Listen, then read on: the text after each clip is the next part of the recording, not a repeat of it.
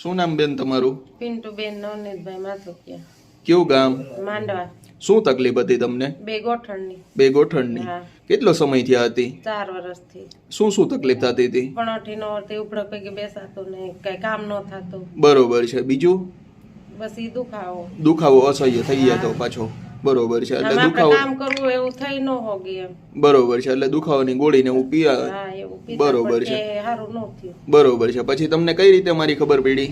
એમાં જેઠાણી આવતા એટલે એને એમ કીધું કે અહીંયા મને હારું થઈ ગયું તું જા, એટલે અમે આવ્યા.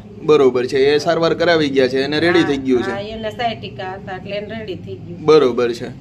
બરોબર છે. પછી તમે અહીંયા આવ્યા, આપણે તમારી સારવાર કરી. અત્યારે કેમ છે?